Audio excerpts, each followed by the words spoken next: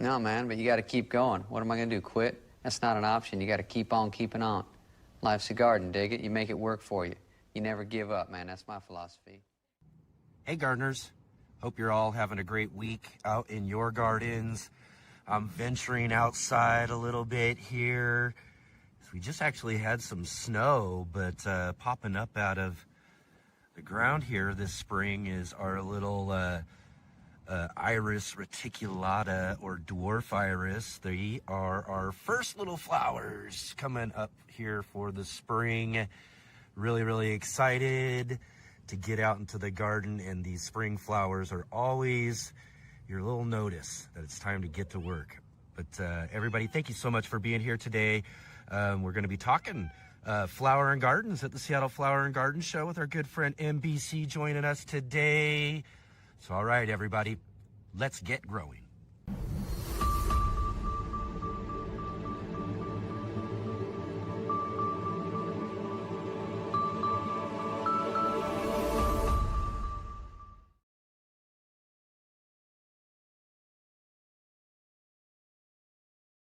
All right, all my passionate plant people and garden enthusiasts.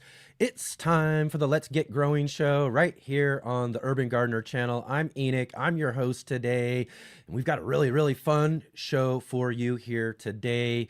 We've going to visit with our good friend, Mr. MBC. Marc Boucher-Colbet is going to be joining with us here just a little bit later on in the show to take us around and give us a really great look at what is probably the nation's #1 flower and garden festival up in Seattle right now. The Northwest Flower and Garden Festival has been going on this week, and really, really hitting its big day today on Saturday. So we've got our good friend Marc already on the floor, waiting for us to get in and go check out some of the great things that they've got growing on there at the Seattle Flower and Garden Show.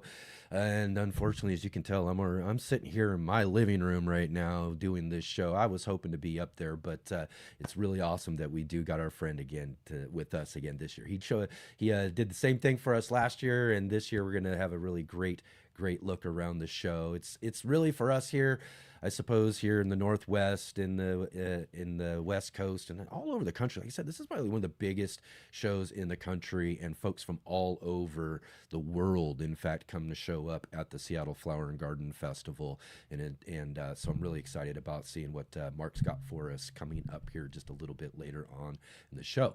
I will also mention to you at the top of the show, let's jump into the chat, everybody, real quick here. We got roll call coming up here in just a little bit. So definitely jump into the chat. Let us know you're here. Let us know where you're growing from, what you've got growing on. And we'll give you a little shout out here coming up in just a few minutes here on our roll call segment. But if you can, right here at the top of the show, before we get going, let's go ahead and click that like button, hit the thumbs up, as well as subscribe.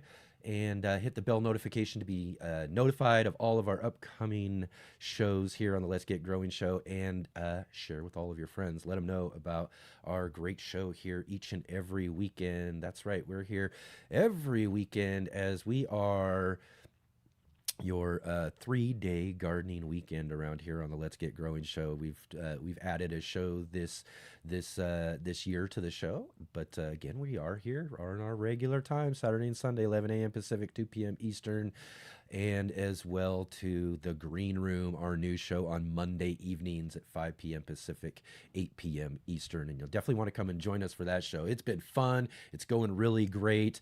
Lots and lots of folks are really, really enjoying this new show. I think really that evening time slot really helps with that new show and everything for a lot of folks. So definitely come and check us out. We're having a lot of fun with Natalie from the Fresh Princess, our co-host, and all these just really, really great guests that we've been getting on the Green Room. So definitely come in and check all of that out coming up here as well too.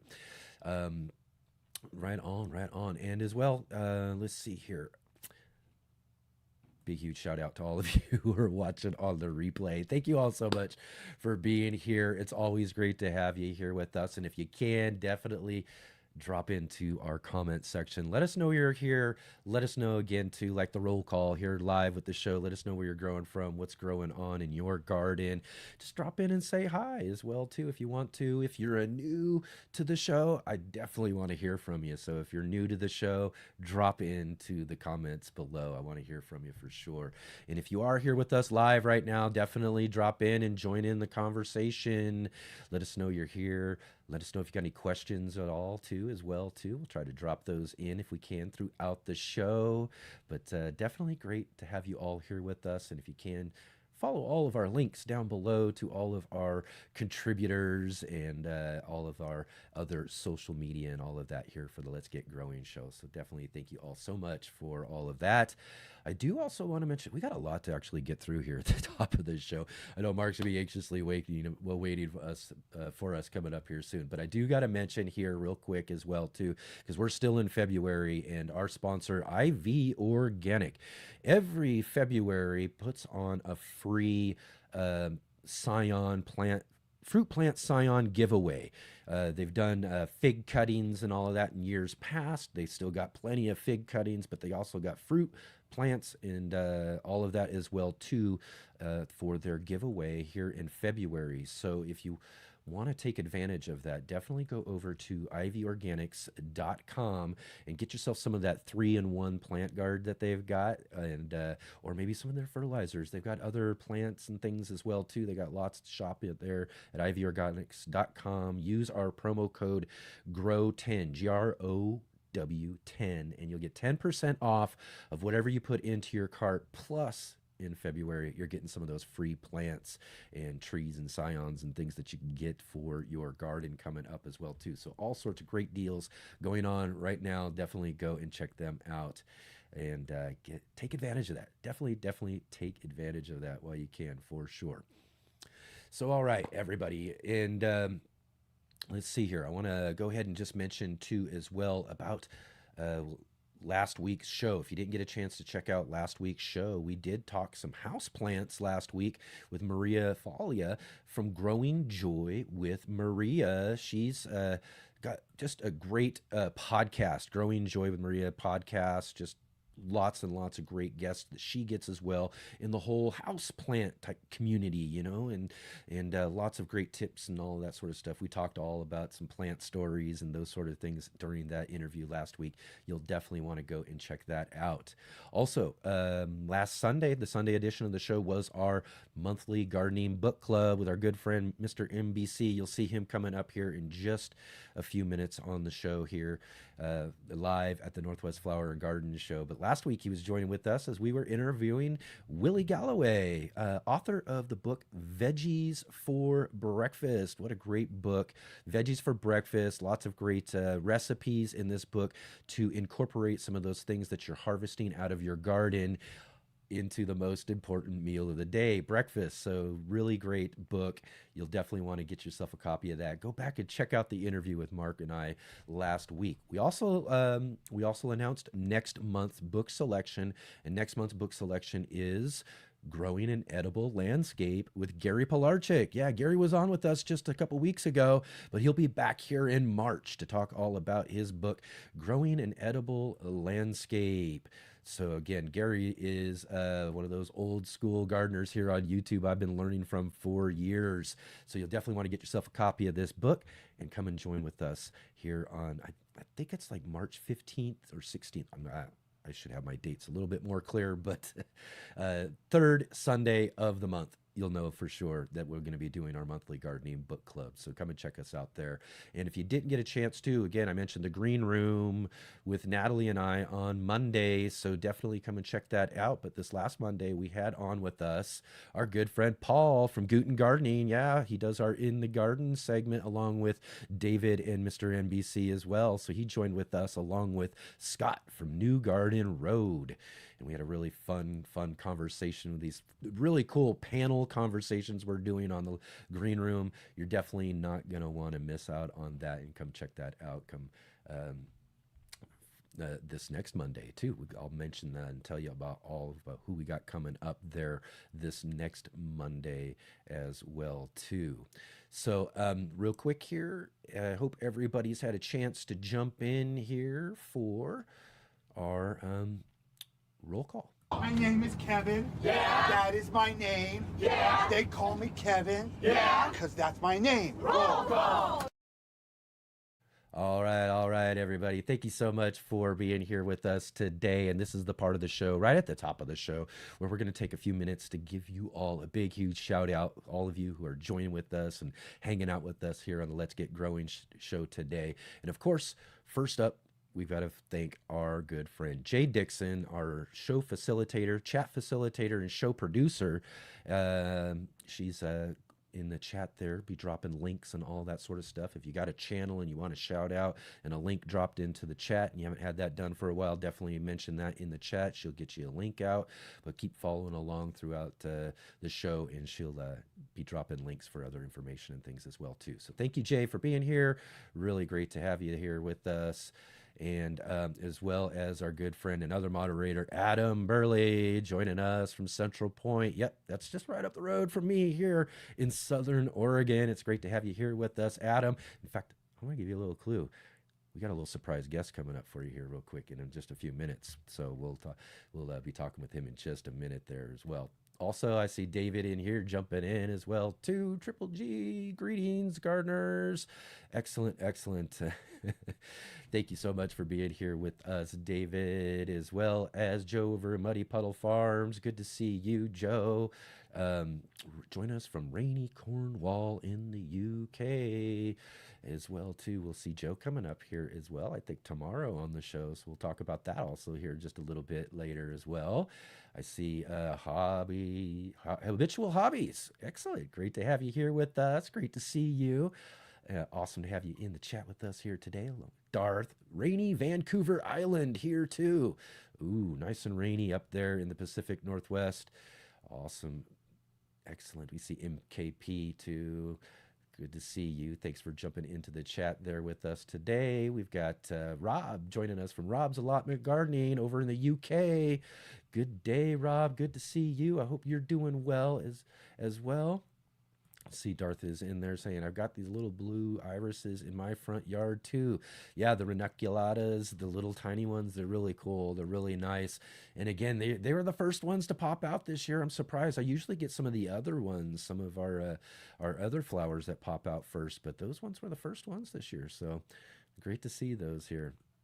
Excellent. Muddy Puddles says, I saw some iris at the garden center today. I was so tempted. Yeah. They're really amazing, really intricate flower in a sense, and just the way they are. I've got some bearded irises that pop up a little bit later here in the spring, but looking forward to all of those too. Irises are really awesome. All right. We got Paul from Guten Gardening in the chat. Thank you, Paul. Great to see you, as well as Robin Gardens joining us from Chicagoland. She says it's gray and cold again. So glad we had a few days of fall spring to rejuvenate the soul. That's right. Yeah, well, a lot of people are having fall spring and everything. We were having kind of a revisit to winter this last week here in the Rogue Valley, as we had a bunch of snow dumped on us here. So, but again, it didn't last very long. It was gone by the very next morning, and there was some still up in the hills, but even all of that snow's almost gone as well too. But yeah, it was kind of nice. I was mentioning to everybody last week about how I hadn't seen any snow yet, not even a little flurry or anything all winter long, but kind of knew, even as it did the same thing for us last year, it kind of waited a little bit late into the winter before it decided to show up and drop a bunch of the white stuff all over us. But it's really nice to see. I'm not a big fan of the snow. I've mentioned this before on the show before. I'm not that big of a fan, but where we live, it's really, really needed. And so, when you don't see it, it's kind of gets you worried about what we're looking at when it comes to winter time and all of that too. And especially when you don't see very much of it. It dumped a little bit, but when you see it go that fast, I don't know. We'll see. Hopefully there's a little bit more to come, but I don't know. Spring is well on its way in just a couple of weeks, that's for sure. All right, let's see. Do we got anybody else in here? Oh, we got Bowtie saying it's 80 degrees Fahrenheit in Destin, Florida today and sunny. Yeah, boy, that sounds real nice. It's actually been kind of really sunny around here. I'm not sure about today, but also, again, the last day or so, it got really sunny. So I'm sure that's what really helped melt away a lot of the snow. But let's see here. Rob says, I would love a week of fall spring. Yeah, exactly. And Muddy Puddles, not long until real spring. That's for sure. Exactly. And Jay is in there saying, Jay carefully packs, what's that, in an envelope for David and Enoch. Oh, yeah, there you go. Pack it up, pack it up. I'm sure you got plenty. I know. We've been talking all about all the shoveling and everything. Oh, right in at the last moment, too, here before we finish up our roll call. We got Riz Lex joining us. I believe, if I got this right, it's India, right? I believe Riz is joining us from India. So this is awesome. We've got, again, one of the things I love about this show now and everything we've built with this really cool, fun audience we've got. It's really international, and we've got folks from all over the world right now, too. So again, thank you all so much for being here. It's just really, really great to have you here with us today. So, all right, let's get moving on. Like I said, we got lots kind of going on today. We were going to be doing a just kind of jumping into going into our Northwest Flower and Garden show. We got Mark with us. He filmed a couple of really cool segments and everything for us, and he's going to be here with us live and give us a cool little live tour around and everything. But we're going to have to push that up just a little bit because I just want to kind of talk about some news that the gardening world learned of this week. And we talk a lot about fun, and that's what this show is about: fun and joy, and just celebrating our passions for gardening and growing. But life is life, and sometimes it brings us some not so good news. And this week we learned of Dr. Elaine Ingham. She is the founder of the Soil Food Web Foundation, and everybody knows, if you're really familiar with good organic gardening, the Soil Food Web. Dr. Elaine Ingham passed away this week, and we want to just kind of take a few minutes here on the show to remember her. And, lots of reasons why, especially for me in my gardening, is that, she was a huge influence on making me a real pure organic gardener. And so I just want to kind of take a few minutes here to kind of remember Dr. Elaine Ingham. And what I want to do here is go ahead and read to you all the obituary from the Soil Food Web Foundation. Elaine Ruth Ingham, groundbreaking microbiologist and leader in the regenerative agricultural movement, died on Monday in Fort Mill, South Carolina, with her husband by her side. She was 73 years old. Ingham was known for her soil science research. Oh, did I get the wrong one? Oh my gosh.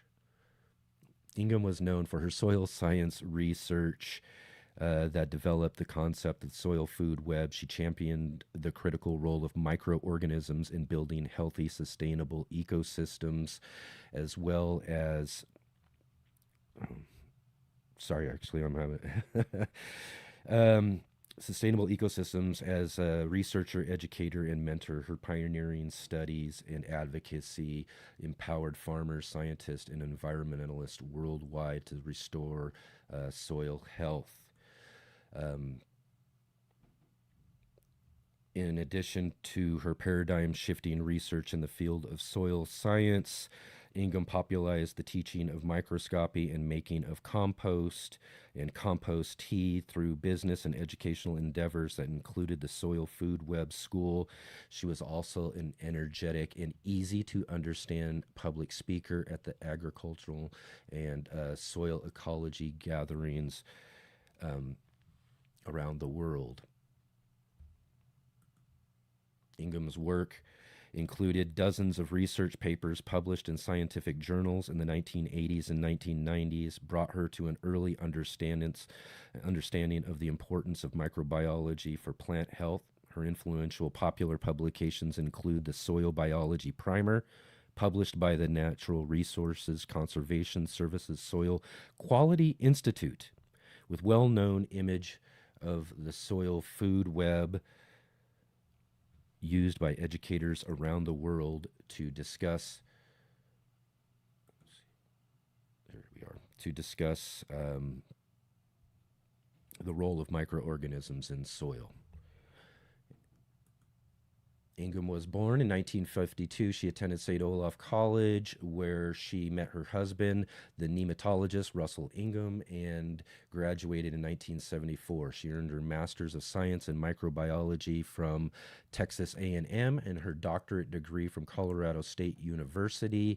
She moved to Corvallis, Oregon in 1986 so that she and Russell could join the faculty of Oregon State University, where she remained associated until 2002.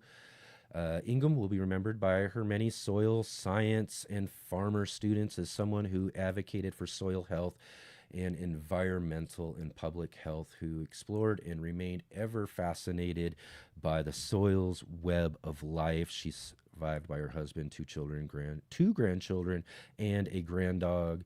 To continue her life's work, her family requests planting a tree or making a donation to the Soil Food Web Foundation.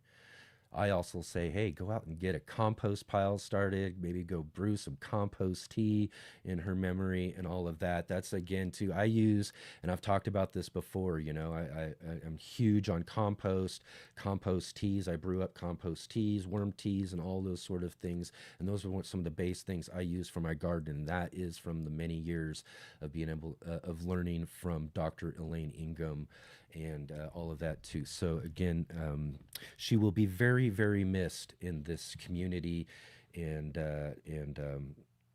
really, blessings to her family and all of her students who knew her personally. In fact, we have joining with us, as I mentioned here, we have this little special guest to get us started with today. I'm going to bring in with us our good friend, and you see him in the chat here with us each and every week, is our good friend Adam Burley, joining with us here again from right up the road here in Central Point. Again, Adam, thank you so much for taking your time to be with us here today. How are you doing? Thank you. I'm doing all right. Saddened by losing Dr. Ingham, but looking forward to spring coming. Yeah, exactly. We got spring to look forward. That'll do it. But right now, it's just a good time to take a few minutes to kind of remember this just big powerhouse in the world of soil biology. I mean, I think, because of her, she's really, really a big reason I think that, soil science is so prominent in our gardening education. You'll see people all over talking about how, influential she was to where they are with how they, garden or, take care of their soil. Soil is one of the most important parts of our whole gardening experience, and taking and caring for that is really what really gives us our best gardens. And she really helped give us that insight as to why and what's going on down there to make that possible, right? So tell us a little bit too about how you came to know Dr. Ingham and the Soil Food Web Foundation. Yeah. First time I never heard. The birds are talking away. Oh yeah. Every time I get online, they always get noisy. So I got a parakeet and a couple parrots, and they always get noisy when I get online and doing a live or what have not.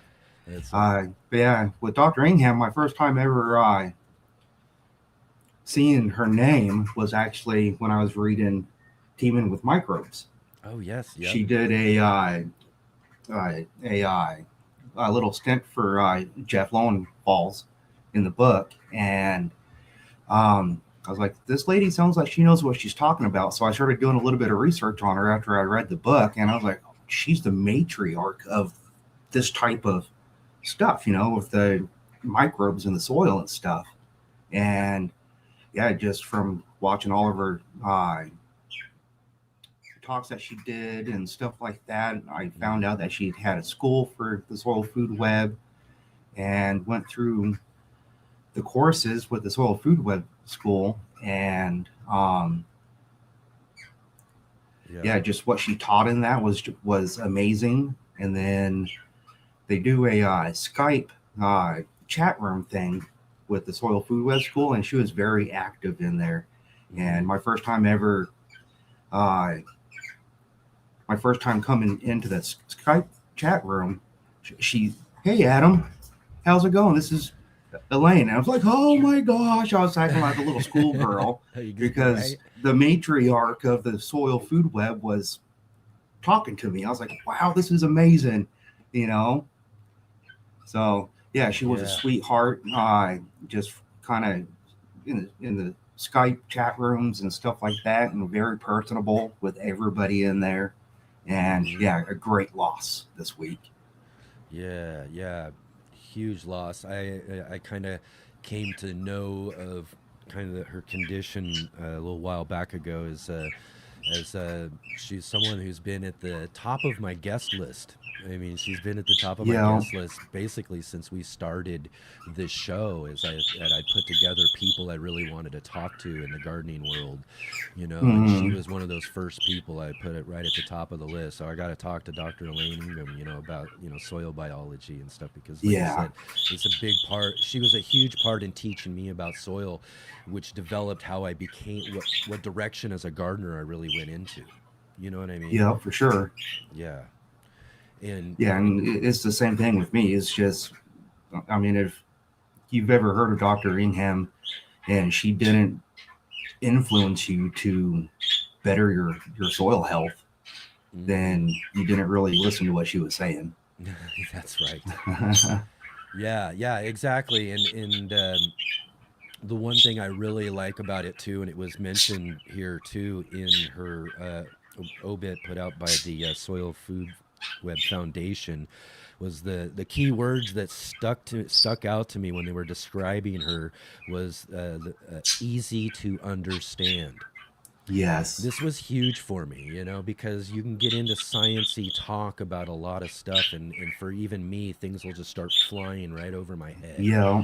You know what I mean? And I think this is what made her lectures so great, you know, and I listened to like every single one I could find online early on, you know, and over same again thing too, because that's what was so great, was that she made it so easy to understand very simple concepts of science when it comes to you know, the living organisms and the makeup of the soil, and how you know, fungi and nematodes and the microorganisms, you know, work together, you know, to create this you know, kind of you know, food web, right? This little web, or in a sense, but within the soil itself, you know, this sort of little you know, all this sort of great stuff that's going on, and how that really impacts our gardens, you know. And a big thing too, though, is, and I will mention this, but I want to talk about how easy to understand it is that not only is she just, you know, really, she put a lot of her work out there for a lot of farmers and soil science farmers out a lot, but a lot of that really broke itself down too for the regular everyday backyard gardener. And that's kind of where I want to come back to the easy to understand thing, because that's what she's talking about. This big wider side of science and soil biology that was really going to be helpful for farmers out there, but it really broke down to the backyard gardener as well. Yes, it did. It can benefit it if you grow anything in soil, whether it's in the ground or in pots or raised beds. It can benefit you, and that's what she was trying to get her point to, was, hey, anybody can do this. Yeah. So again, tell us a little bit about you know, the Soil Food Web Foundation, you know, and all of that. From anybody might not have heard of this or hearing about this for the first time and everything. Maybe we can kind of get some folks to go over and check that out. I know if we can, maybe we'll get Jay to drop a link into the chat there too, and get everybody a link over to the Soil Food Web Foundation and everything. But so she would spend, well, her and her employees through the foundation would travel the world and go help out countries or farmers that were having issues with growing food, or one in particular one that comes to mind is there was a banana field. I don't remember where it was at.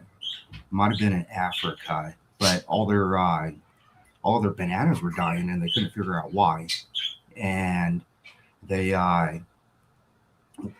went and rejuvenated the soil and ended up growing 100 times more bananas than they had prior to the outbreak of whatever was causing them to die.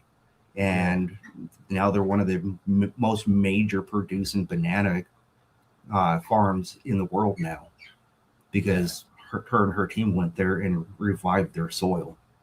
Yeah, exactly. And that's one of the big things was, we were just soil depletion. People are really not caring for their soil correctly. So a lot of farmers and folks who aren't implementing ways to kind of really, take care of and manage their soil are going to find down the road it's going to kind of deplete their soils out. They're going to have problems. Yes, definitely. And that's what she was kind of teaching us. There are ways that we can rebuild this soil organically and naturally, right? Yes, definitely. Yeah, and with all the artificial chemicals that are in the synthetic fertilizers, it's all salt based, and that's a major key of why so many people have issues down the road using synthetic chemicals on it. Is you want to go out and dump table salt on your garden because you know that it would kill it, and that's what the fertilizer does eventually.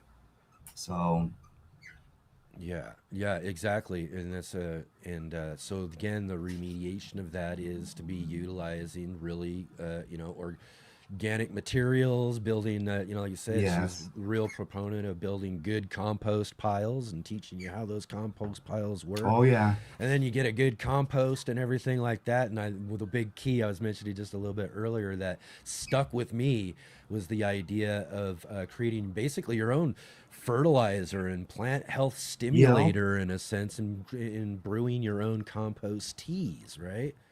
Yes, it's the microbes that you're basically farming in your compost is what's going to allow all of your plants to get all the nutrients that your plants need. And all that you have to do is add more organic matter to your soil, even if it's on top, and the microbes will take care of everything else. Yeah. Excellent. Well, real quick here, though, too, tell us just a little bit, though, about the soil food web classes and that sort of stuff that you went through and you took, and maybe explain to everybody that, how accessible, and I don't want to say easy, but I just want to say, that how, again, it comes back to this idea. It's put together really well. It's easy to understand, I would say, and that's it. Just says in the obituary. But you're going to learn a ton of really great stuff that's going to be massively beneficial to you, your garden, or other folks that you might be able to help out with as well too. But tell us a little bit about the classes and everything as well too. So yeah, with the classes, is Dr. Ingham given the classes, they're all pre-recorded, and she steps you through everything from learning how to use a microscope to identifying all of the microbes and deciphering whether it's organic matter or what to watch for. If it looks like one organism but it's moving fast, it's a different one, right? And so and it's kind of the same thing. It's really easy to follow, and she explains it very well. And the courses are fairly expensive if you're going for like to become part of the Soil Food Web Foundation or school, where you're a lab tech or being a consultant for them. But just for the basic classes, it's worth the money just for that. Wow. And yeah, exactly. You're going to get a ton of all of that too, though. But I would encourage folks, if you want to, go check out the Soil Food Web. But I'll also say there too, as you talk about, if you're, something you're not, spending money on and stuff, as you said, as far as how much it costs and that stuff, it's about what your intentions are in going through that. Exactly. But I'll tell folks, you can still go online, go to YouTube, type in Dr. Elaine Ingham right in there. You'll probably still find a lot of her cool little talks and things that she's done in lots of different places. you know, and you learn a ton just from those. And I did, you know what I mean? Learn a ton Oh just yeah, from watching some of her talks that she has, definitely. that folks have filmed and put out there online. So again, Adam, you know, thank you so much for, you know, taking a few minutes with us here today. Yeah, You know, thank you for having me. yeah, I mean, again, it's just, you know, as I said, we're trying to have fun and enjoy Yes. gardening and really explore our passions for this just really amazing, yeah, you know, gardening experience. But every now and then, life does kind of hit us with a little bit of sad Yep, news. it sure does. Yeah, and this week, you know, as far as our whole community is concerned, we're all remembering Dr. Elaine Ingham, and again, everybody, thank you, Adam, and thank you, everybody. Yep, thank you for having me, Enoch. You betcha. We'll be right back here in. Oh, what's going on here? Something seems to be caught up here. I don't know what's going on. My thing's frozen. I'm sorry, Adam. Let me go. I'm gonna go ahead and let you out here real quick and see if I can Alrighty, figure out sounds what's good. going on. All right. Alrighty here. I don't know, we're having some fun. I don't know what's going on here with this. In fact, I might have to do something here because this seems to be frozen up on me for some reason. So I don't know. Let's see here. I'm going to ask my producer Jay. I know this is putting her on the spot real quick, but if she could pop on with us here for a minute, just so I can do something. I'm sorry, everybody. It's StreamYard's throwing a curveball at me real quick here. So I'm going to bring Jay on real quick here. Hello, Jay. Hey, everybody. Backstage producer. We don't get to see her usually during the show like this, but I'm having a situation. So, Jay, I'm going to have you kind of hang out with everybody for just one moment here as I'm going to drop out and I'm going to come back in real quick here and see what we can do here. Yes. Great. All right. So just while we're readjusting the show, sorry for the technical problems. It's a little bit of a poignant moment there talking about Elaine Ingham and all of the fantastic contributions she made to the area of soil science and what a legacy she's left for all of us in order to make soil science so readily available to people and so accessible. I'm chatting with you now, but it is really easy to find links online. In fact, the Soil Food Web School had, I believe it's weekly seminars online to try and explain at all different levels how the soil food web works. So even without the investment of a lot of time and money, you can become more educated about that issue. So we were really, it's sad to lose someone like that, but she's put in quite a lot of effort to help us all. Yes, absolutely. Yeah, for sure. And as I mentioned, just a huge influence on all of us. And sad to see her go. But like I said, everybody, and like everybody at the Soil Food Web Foundation says, go and plant a tree in her honor, or go start a compost pile, or brew up some compost tea this year. And remember Dr. Elaine Ingham. Thanks again, Jay, for jumping in No there problem. real quick. No problem. Yeah, technical difficulties. I don't know what's going on here. StreamYard throws something at us every now and then. It's a little bit too much fun. But anyways, real quick here, I do got to take one quick real break here, and I'll be right back. We've got Mark hanging out waiting for us here at the Northwest Flower and Garden Show. We're going to get back to some fun and some really cool things here on the show. So I'll be right back in just a moment.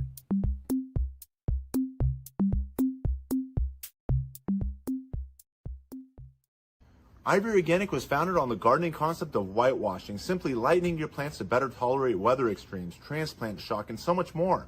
Such a valuable gardening practice that farmers have been doing it since BC times. However, in recent years, most research has been caring for plants and trees using latex and tar-based products which are designed to last 100 years but fall off your plants within 1 to 2 years as your plants grow, contaminating your garden soil indefinitely.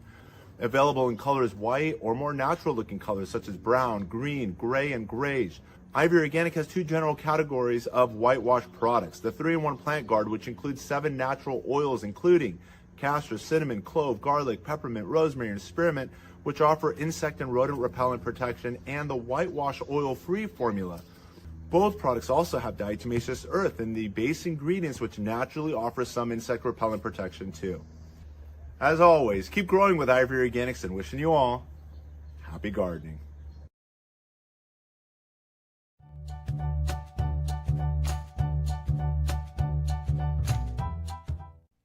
Hi gardeners, this is Brandy, the Suburban Gardenista, and I'm here today with your garden trivia question for this week. And your question today relates to rose hips, and those are the seed pods or fruit that develop after a rose has bloomed. Now, what is in rose hips that made them such a hot commodity during World War II that they were harvested by the ton to make syrup to feed the military?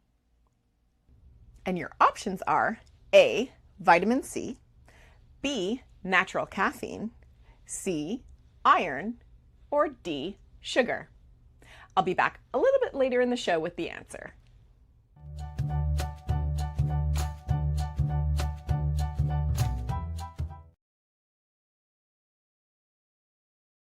All right. Do you know the answer to Brandy's trivia question this week? Definitely drop into the chat there. Let's see what you're all thinking about that one.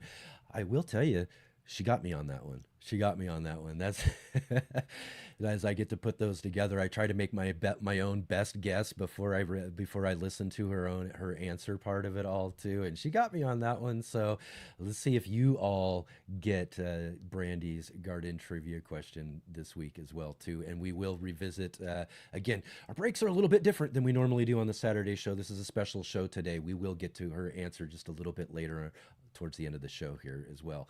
So, all right, everybody, again, he's been waiting in the wings here. Let's go ahead. And it's time for our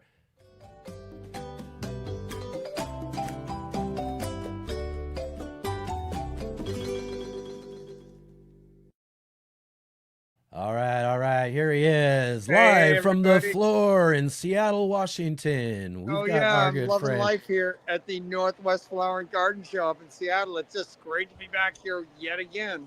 Oh man, I tell you, I wish I could be there again with you, but you know what? We are so fortunate that we've got you up there doing some corresponding for us and taking a look around and showing us some things there too. We will kind of try to sprinkle in. Mark did film a couple of little video clips for us. We'll get into here as we get growing along and everything. But how's the show been, Mark? I mean, again, it's how many days is this show again? It's a 5-day show. I'm on day 3, and today's going to be my last day, so feeling a little grief at that. But I've just been having such a great time. Oh yeah. You know, it takes me more. I really people come in here for a day. Some of the general public folks, which is great. They're having a great time. They get what they need out of it. But for me, I need multiple days to take in this show. Yeah, and it's a good thing too that they have multiple days like that with as much as they offer, right? Oh yeah, I mean you could get at the end of this little walking tour. I'm going to take you down to the classroom area, and we're hoping the Wi-Fi holds because it's not very good down there.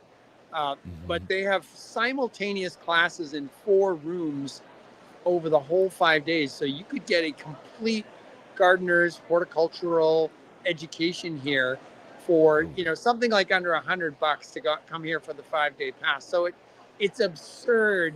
It's crazy how much knowledge is concentrated here, how much creativity. I'm going to take you around in a second and just show. I mean, it's way better to show than to tell. Let me tell you. That's right. So far, again, like you said, you've been there a couple of days now and all of that too. So tell us a little bit about some of the new things, or what's something new that you've seen this year other than past years? Well, I'm on the main floor right now, and there's these big displays where various landscape designers partner up with folks, other artists, and people who move big stone and all that kind of thing. So they create these really amazing, sometimes immersive landscapes and along various themes.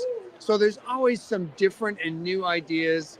So there's a guy here this year who uses steel, and I'm going to try to get over there and show you that, some weathered steel. That looks really beautiful. One of the displays has lights that are made out of onyx, this see-through rock that's cut really thin. And those are just absolutely gorgeous. I haven't seen too much of that in terms of people using that before. I'll try to get, there's a new little tech gadget in a couple of the displays. It's this fancy little mister that creates this kind of smoke on the water effect. I mean, it is just stunning. So there's a lot of that kind of thing. There's always new people talking, somebody's written a book, this, that, or the other thing. The garden world is never still. So it's just creativity after creativity. And I love seeing some of the vendors. There's always some new, that's one of the big attractions of the show. A couple of big, huge wings of vendors. And there's, new people with new products that you haven't seen before. Some new takes on plants. Always, the specialists are here. So you get these really niche plants like the tillandsias, the air plants. I always buy one for my wife. In fact, let me see if I can pull it out. I got it in a bag here in my hand. This year, these things are epiphytes, so they live without a root network. But this year I got a really beautiful red one. I hope my wife's not watching. She probably isn't, so I think I can reveal it here. But look at that. There you go. The sneak peek. There you go. It's just beautiful. I've never seen like a rose or pink colored one. It's got these big strap leaves. These things you can just put in your home and you soak them or mist them. They need to get a little water every once in a while, but otherwise they're fine in some bright indirect light. So it's just this kind of thing where you can come to this show and see all these amazing plants, to say nothing of the displays. The other thing I love is getting, and you'll see this in some of the clips, but I love getting some of these people in a down moment and then just doing a quick interview with them. And I think Brandon Dean, the one that I did on permaculture and food forest today, that guy's got a lot to say. So I hope the viewers enjoy that. Yeah, definitely. So we do got a couple of clips here. Let me go ahead and play one of the real quick ones here you've got. I want to, you were mentioning there's this Native American group that's there, right? Oh yeah, this is the first time that we've seen this. The show is actually the major, there's a number of different sponsors, and they're often like Toyota or Subaru, corporate sponsors who are here showing their products, but obviously they're the ones who keep the kind of show going, because it costs a lot to put on a show like this. But this year, the Puyallup tribe of the Puget Sound is the major sponsor, and they're also involved with sponsoring the World Cup that's coming to Seattle, the World Cup games. And so their kind of presence is felt in different places, including in a big floor display that's quite different than some of the other floor displays we see. So it's if you do that clip, we can have a look at it. Yeah, let's go ahead and take a look at this clip that Mark filmed for us just a little bit earlier. Hey guys, this is Marc Boucher-Colbet. I'm at the Northwest Flower and Garden Show. I'm standing in front of one of the first display garden that you enter into, and this is done by the Puyallup tribe of this area, the Puget Sound area. They are the major sponsor of the show this year, and really it's the first time we see a garden that I've seen that has a total Native American theme. The theme is teaching of the cedar, and it really looks at the relational nature of this important plant to the Puyallup tribe, teaching lessons like standing tall, being flexible, caring for people. The whole display garden behind me is done with native plants, and it just has a whole different vibe and a whole different reflectivity, a whole different stillness than many of the other display gardens. If you look out across, you'll see lots of bright, woodsy display gardens. We may be visiting those after, but this one has a beautiful peacefulness that really reflects millennia of relationality, human relationship with the plants. So this is a very moving garden, and it's a very moving testament to the relationship of these native peoples with these plants. And I'm so glad to see that being featured this year at the Northwest Flower and Garden Show 2026 here in beautiful Seattle, Washington. So we'll be doing a few more little segments here. Look forward to showing you a little bit more of this incredible garden festival is really how it feels. It feels like a major celebration of gardening right at the beginning of the spring season. So here we are experiencing it with the wisdom of the Puyallup tribe, and very grateful to have that as part of the experience this year. All right. Nice. Yeah. So isn't that cool? Just to That's have like that. right by the main entrance though, right? Yeah, it's the first garden you see when you come in, and it's kind of quiet and understated. It's not like shouting at you, but it draws you in, and the signage is really intriguing. And each of those teachings from the Western red cedar are really apparent. And then there's a little scene in the middle of it of a canoe and some of the bark, the rolls of cedar bark that were used for so many different functions in that society. So it's really awesome. And it's also a reminder. It's like, this is our forest. This is the native state of the land here. And even though these other gardens are amazing and beautiful, that's what was here first, and that's what this land really wants to be. That's what it's trying to tell us it wants to be. So in a lot of ways, we want to try to respect that as much as possible, learn as much as possible about these native traditions, and just really experience plants in a whole new way. It's not just like an ornament. It's something you have a relationship with. So I think as gardeners, we kind of intuit that. We have our various ways of relating to the plants, but that's taking it to a whole different level with the depth of native wisdom. So I think we all can stand to learn something from that, and I'm grateful for it this year.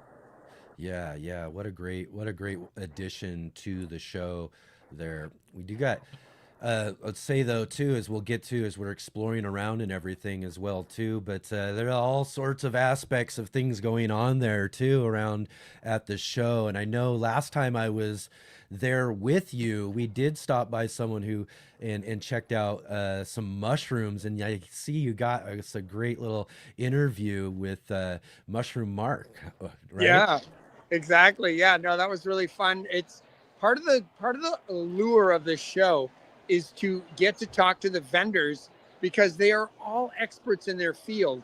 And yes, even though you could order this stuff online, yes, you could order it from a catalog. Here, there's usually a show deal, so you're getting a discount because of the show. But then you also get the wisdom of the people who are standing right there in front of you, who do this day in and day out.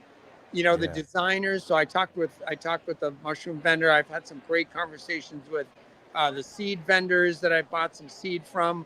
I love talking to the designers. Like, the show is really busy right now, so these guys are full on.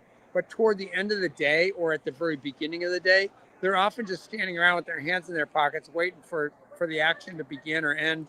And it's a great moment to slip in and have a great conversation about, like, what is it like to build this thing? What were your inspirations?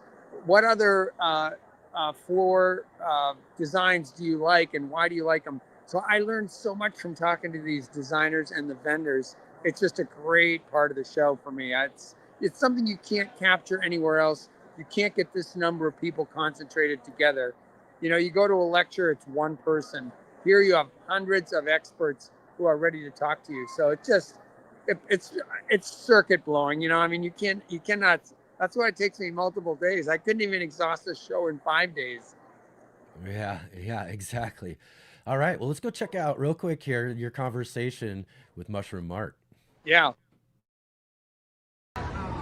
Hey guys, it's Mark BC, NBC here at the Northwest Flower and Garden Show. I'm with Mark of Skagit Gourmet Mushrooms, and he's got all kinds of mushroom kits here.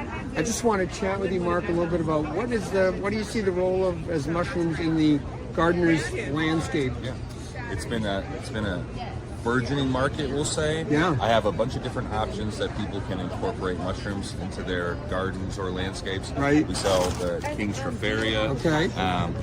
This is a mushroom that you'll make a bed amongst your perennial plantings, or ideally your vegetable plantings. Yeah. Helps with water retention, increases plant, volume, growth, yield. Also get great mushrooms. Good out to of eat, it. right? Great to eat. Oh my God, yeah. Tons of mushrooms. Yeah. You can keep it around for years. That one's great. We also have, dowels of many different varieties. That's where you'd drill into a log and exactly. and then plug the logs. They can go vertically in, you know, whatever landscape that you have. Yeah. It's just watering through the heat of the summer that you need to do with that. Right. They last for years, get mushrooms on them, attracts all types of, you know, beneficial things to your garden, but you get mushrooms too. And they look good. Exactly, So, cool. And then you yeah. have kits too, you can do indoors? Yeah, I have kits that you can grow indoors. You know, the kits, this is very simple to do as well. You get mushrooms very quickly.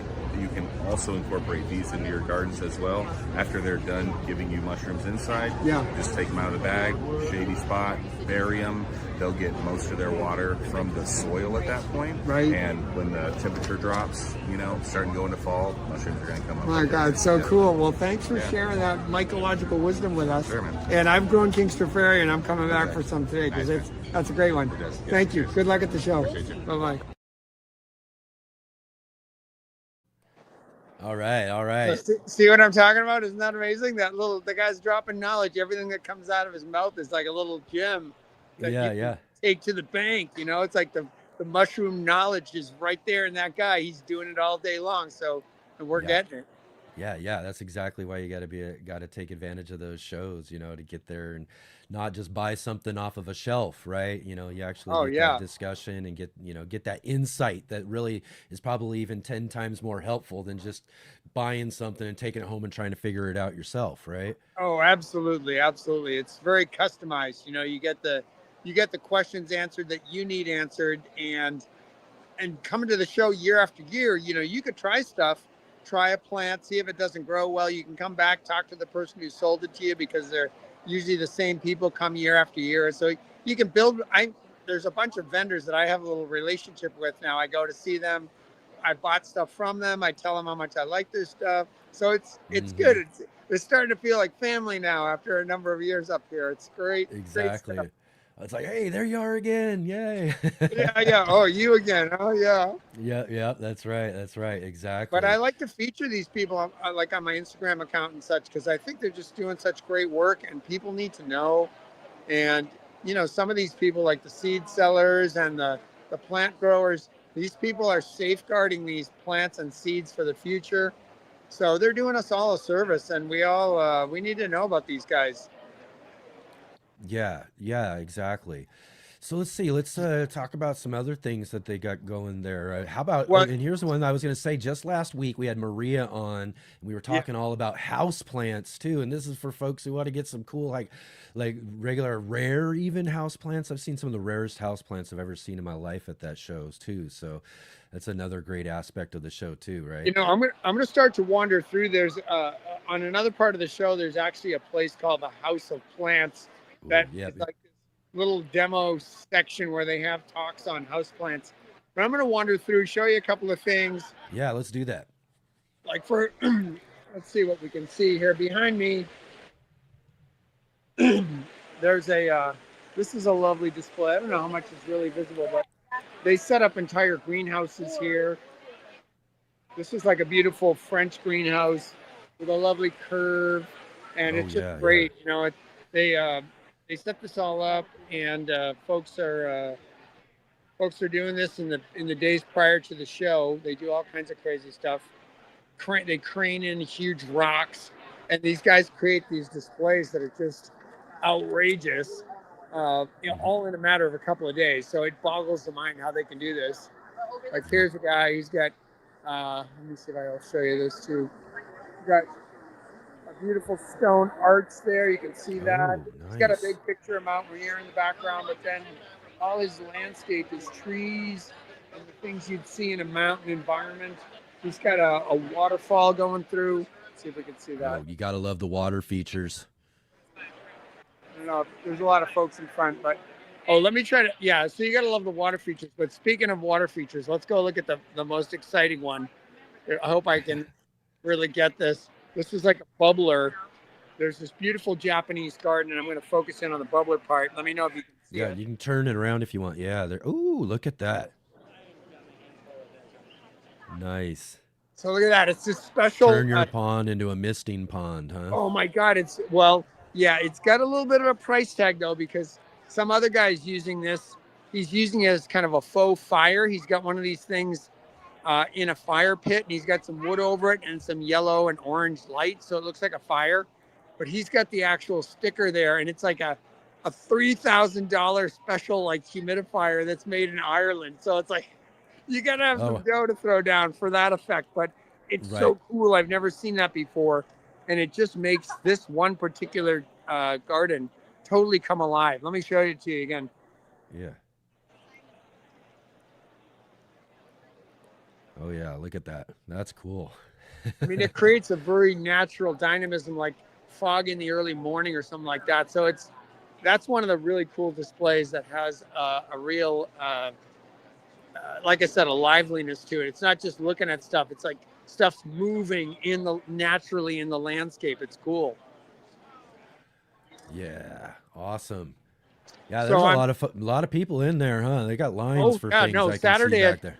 Saturday is the day. The crowds are here. I'm kind of dodging crowds. Saturday is the peak experience, I think. There's been a steady flow of people the last couple of days too. It's not like, but Saturday, really, that's when most people have the time, and kind of the weekend warrior types. They're all here.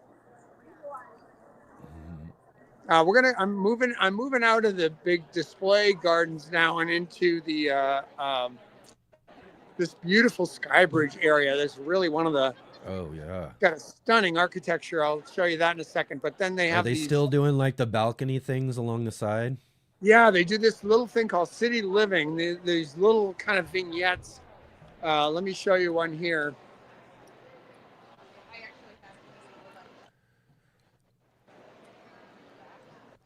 Yeah. So maybe it's like an 8x12 or something that each designer gets, kind of like a little mini garden. They put together a little patio or something kind of interesting. Here's the overall space, though. Yeah. The big glass atrium. Yeah, like a big glass oval. You can see it from down below when you're walking up here. Is there anywhere where you can get a view of down street? I think Pike Place Market is just straight down there, right?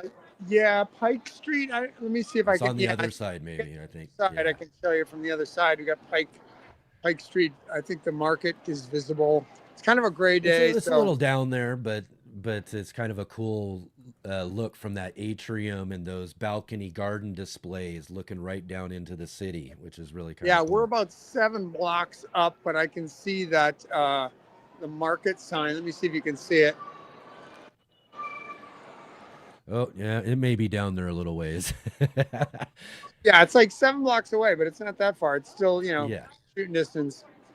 Anyway, it's fun. It's fun in here. Let me show you one that has one display. You talk about new stuff this year. Somebody put like 5 pigeons in their display, and there's live pigeons flying around there. Oh, really? Oh, it adds just a whole element. It's all caged in with chicken wire. Here it is. Let's see if we can see the pigeons. Let's go see the pigeons. All right. See them there? Oh yeah. Oh yeah. There's. I see what. Okay. There's one bathing in the water fountain. That's a first. That's a first for sure, first. Right? So that this is the kind of creativity you're getting, because people are coming up with something new every single time. I mean, what does it take to say, "Hey, let's put some birds in there"? And so I've never seen that. So somebody's always coming up with something different. The creativity is just really astonishing. Okay, right now we're moving into one of the big vendor halls. This is really fun. This is where all the live plant material is. So we'll just go take a quick look at some of that stuff. Here, just to get an impression. People set up these giant areas as vendors. Here, look at. Oh yeah. Let's take a look at some plants there. What do we got? Yeah.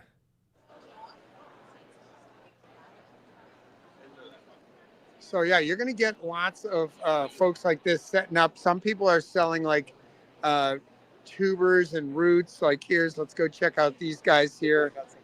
Trying to see who this is. Flower bulb mania. So here's some bins of different bulbs. Yeah. So it's kind of like being in a farmer's market, except for buying apples. Instead of buying apples, you're buying tuberous roots of things that you're going to grow, peonies and lilies and all kinds of exotic kind of things. We'll go look at some cacti maybe, or some, Yeah, you that's what I'm got saying. various Mushrooms, vendors cacti, with all different these themes. different aspects of growing. Yeah, here's a cool one, carnivorous plants. Oh, yes. So let's look at some of these sundews here. See those guys?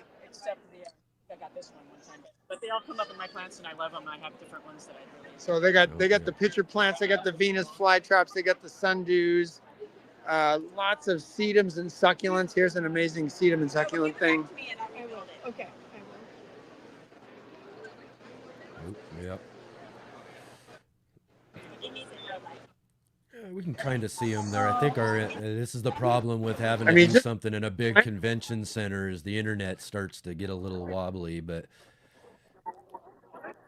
are we getting a little funky now? Yeah, as we get deeper and deeper into here. Yeah, I'm also getting a low battery notice too. So I'm going to start.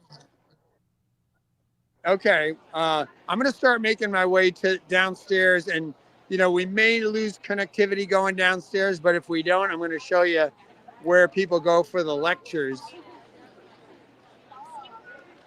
Here's where I got my tillandsia. Let's see if. Oh yeah, there they are.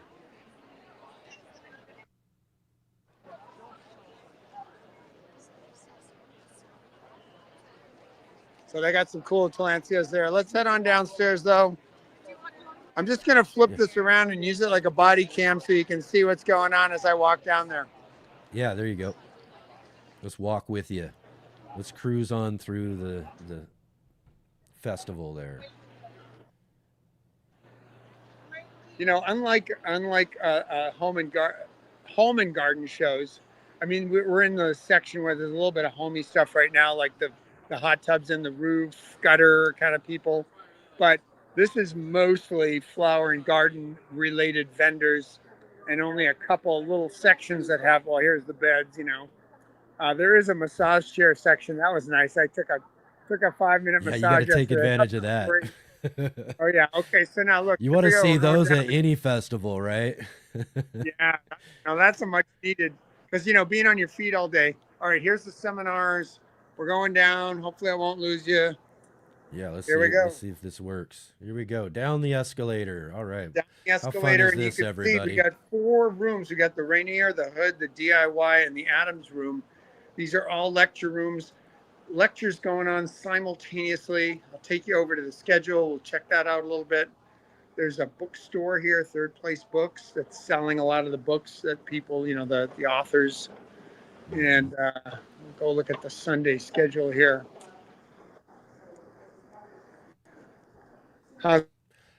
Yeah, you said too earlier that they kind of opened it up too, right? With another room. Yeah. New room got added this year. They kind of took the partitions a little bit and added a new room. But here's the schedule. So here they schedule boards. Yeah, this is fun.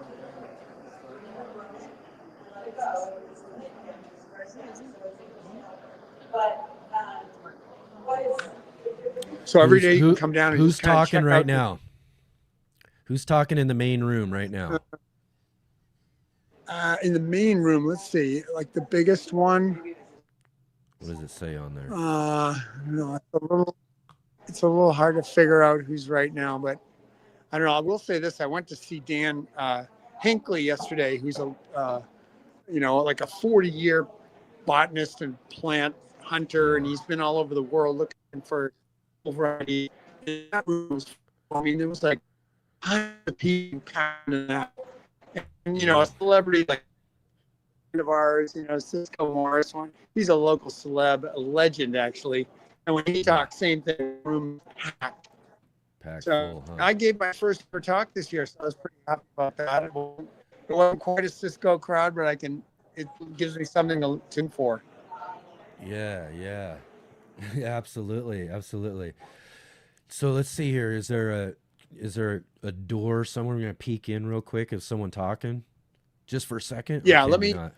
Yep. Just for a second. I'll I'll kind of keep my mouth Just when you shut see and someone quietly yeah, walk in. absolutely. Don't say a word.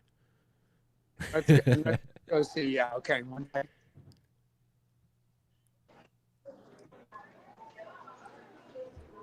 Oh, maybe froze.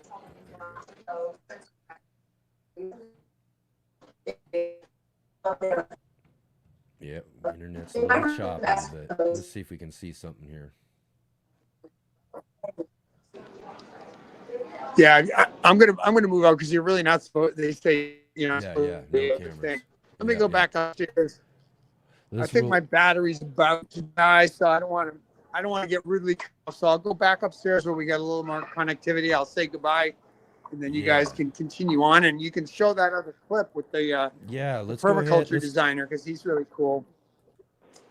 Oh, let's see here. I got it. Well, let me sign off before I get cut off.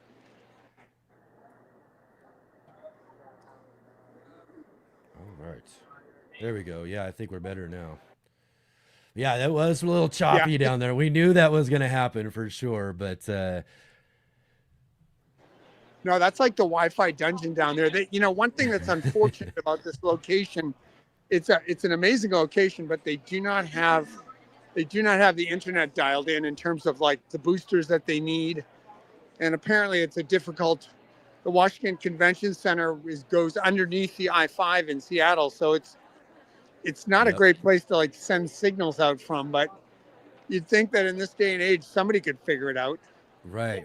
Exactly. It is kind of something they should for sure for a show that size, because there's a lot of, that's another thing I was going to say too, is we've been noticing more and more gardening creators and folks, YouTubers and, folks on Instagram and all of that who come to this show. So really in the long run, it is something, it is building itself to be kind of like a garden media meetup as well too. So it would be advantageous for them to figure that out. Everybody's trying to broadcast or upload something, and it's I had to go sit in their lobby to get my videos, those clips downloaded this morning because I couldn't do it here. It wasn't strong enough. Yeah, definitely. So it's kind of crazy, but okay, guys. Before I get cut off here, I'm going to say goodbye. I've really enjoyed giving you guys some live footage of the show. I do have one more thing I do want to talk with you about real quick before I let you go, though, because you did tease this out just a minute ago when you were downstairs, is that you did your very first talk in front of an audience. Yeah. So again, we got to know a little bit more about this, Mark. How did that go? Look at that. He's a speaker. He's got a speaker pass. He's got VIP access. Exactly. That thing's like gold. There's a little lounge you can go to. I can drop all my bags off. I don't have to haul my stuff around all day long. But yes, I did a talk on 20 years of rooftop gardening at Noble Rot restaurant in Portland, Oregon, where I've been the rooftop gardener. So it was well received. It went well. And I've already got ideas for what I want to propose next year. So hopefully they'll have me back next year. It's a lot of fun. Yeah. You just got your foot in the door, man. You'll be a regular now. Years and years from now, people will be lining up to see you like they do Cisco. Yeah, I can only hope. I gotta. As long as I can keep it funny, because I think that's Cisco's secret to success. That guy is mostly comedian. Well, he's a plant expert, but he's also a comic genius. Yeah, that's right. He absolutely is. It's wonderful. Have you had a chance to catch up with him or see him there? I saw him briefly go scooting across the floor the other day, and I wasn't able to go run over and say hi. So, and plus the guy, I want to sort of give him his privacy, because I can only imagine when you're that well known, you cannot even take a step and somebody comes over like they're your long lost best friend and be like, hey Cisco, how's it going? So or that guy. I kind of respect. Yeah. Or like me, I'm standing there outside of where he's going to do his talk a couple of years ago. Right. And I'm trying to figure out what to do with my phone and get some things together or whatever. And then I notice him walking out of the bathroom. Hey, Cisco. And I'm like, hey, running up to him. You can't even get any bathroom break without having people running up to him. At least you didn't. At least you didn't sidle up to him alongside the urinal. Exactly. Right. Exactly. No. That's the next level of invasion of privacy. Oh my God, that poor guy though too. Yeah, especially when it comes to that festival, he's probably one of the most popular people on the floor, and he's line of people for his book signings that go out the door basically, and all of that too. So we're gonna have to get him back on the show here real soon. Oh yeah, he's earned it. He's earned it. It's amazing. Yeah. Well, okay, yeah. I'm gonna sign off because my thing keeps telling me. Yep, absolutely. Yeah, let's get you going before your phone dies and all of that. But again, thank you so much. Our good friend Marc Boucher-Colbet, Mr. NBC, joining us live from the Northwest Flower and Garden Festival in Seattle, Washington. Thank you so much for being here. Let's go ahead and jump right into, as we're signing you off here, to your last little clip that you have. You want to give us a real quick description of what this last clip is? Oh yeah, this guy is great. Brandon Dean. He runs a company that's a permaculture design company, and that's a word that's tossed around a lot. So I asked him to break it down for us and talk about permaculture, talk about these food forests that he's making for people. So I think just that little 5-minute clip, you'll get a lot from in terms of boosting your garden knowledge. So thanks a lot, Enoch. Thanks for giving that tribute to Elaine Ingham, one of our real pioneers that we lost. And, it's up to us now to get out there and carry the legacy and bring it forward in our own individual ways. So let's all do it. And see you at the show next year, Enoch. Let's get up here next year together. That's right. We will, for sure. Absolutely. And if not, then we'll definitely get to see you coming up here the third Sunday of next month with our next gardening book club, as well as we'll probably see them in the garden here as well too real soon. So again, thanks, Mark. We'll see you next time around. You have fun with the rest of your time there, and safe travels back home. Okay, thanks so much, Enoch. Take care. Good to see everybody today. You got it. Thank you. Bye-bye. Hey guys, it's NBC, Marc Boucher-Colbert here. I'm here with Brandon Dean. We're at the Northwest Flower and Garden Show. And Brandon runs this business called Healthy Homestead Design. He's got a cool little kiosk here that you can kind of walk through. He's got a lot of pictures. He's got a lot of designs. He's a designer, builder, installer. Part of his slant is permaculture and food forests. Those are words that are bandied around, and most people probably don't have any idea what they mean. So Brandon, why don't you tell us how you're using those concepts in your designs and what they mean to you? Yeah, definitely. Thanks for asking. So permaculture is a bit of a broad term. It originally stands for permanent agriculture. Okay, yeah, and it's a response to our conventional agriculture that isn't supporting our ecosystems, it's not supporting the soil. Right. And so the founders really thought about how can we create a permanent agriculture that over time become more abundant and more resilient as it goes on. Right. And it kind of shifted into how do we create a permanent culture? Okay. Culture and agriculture are so intertwined. Yeah, right. There we go. So okay, we got the origins of the word now. Now, how do you use it? What is it in practical terms? Like, how does this translate into a home garden or something? Absolutely. So there are design principles that can be attributed to a home garden, and some of them are simple as catch and store energy. Okay. So when we look at our landscape, can we catch rainwater and store it? Can we build our organic matter in the soil and catch and store that? Wow, Can we add more plants to the landscape and kind of store those around us? So we're basically just taking forms of energy. And then another principle is use and value diversity. Okay. And so it's essentially how can we catch and store diverse, high-yielding energy in our landscape, so that we as humans can meet our needs in a way that is also regenerating the ecosystem. Wow, and cool. so you take these kind of concepts about human society and culture and how we're living, and then integrate those with the ornamental principles that you see in a lot of landscape architecture, and suddenly you have something that is really beautiful, really enjoyable to be around, but it's also very meaningful, and it's also creating a lot of resources for you and for the larger group as a whole. So it looks good, but it's regenerating at the same time. Absolutely. Regenerative, kind of creating more value for everybody, right? The ecosystem and the people in the community. Absolutely. Yeah. Now, tell me about food forests, because that's kind of an interesting thing of what you do. Absolutely. Yeah, let's talk about these food forests. A lot of permaculture is about learning from nature. Okay. And so we look at how does nature operate, And a food forest is basically saying, how can we grow food like a forest? Yeah. So in a similar way, where the goal is to create a kind of self-maintaining, self-fertilizing, high-yielding system. Right. That also has a similar structure to food forests. So Did you say self-maintaining? Does that mean the gardener has to do less work? kind of. That's the long-term goal. Okay, long-term goal. Yeah, there's phases of establishment that we have to nurture the ecosystem. Okay, no, through. understood. But lots of successful food forests get to the point where they're very low maintenance and they're producing high amounts of food. Wow. Yeah, so we think about the structure of a food forest. We have an upper canopy, a lower canopy, a shrub layer, and an herbaceous layer, right, and a bunch of different plants that are all kind of working together and have their own niches. There's some competition, but when we design a food forest in our landscape, we think about how can we add these different layers in and add plants that are specific to what we want. So food that we want. Can you have a fruit tree as your upper canopy, and then a blueberry shrub as your lower canopy, and then some edible perennial vegetables at the lower level, and then a root layer. Wow. With all sorts of different plants. I mean, it sounds really exciting, and this idea of like imitating nature, learning from nature, getting back to that, just aligning ourselves with the principles that sustain themselves. Absolutely. Right? So it's like we're not having to labor so much.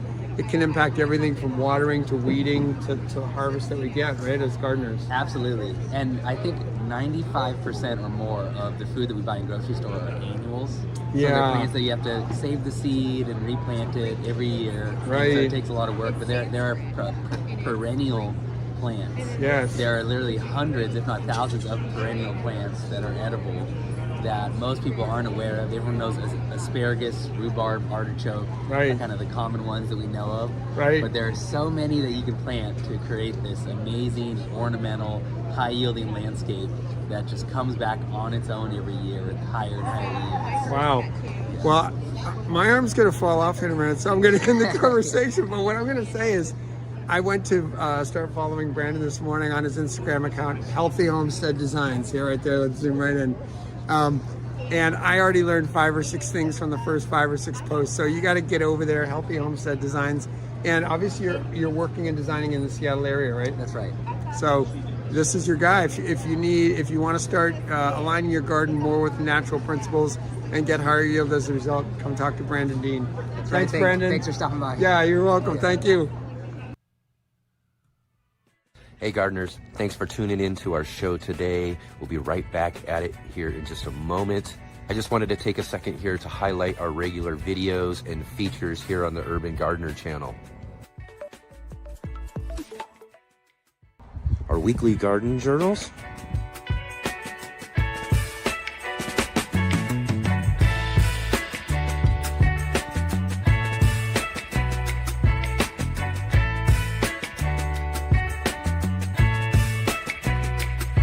and our incredible featured visits.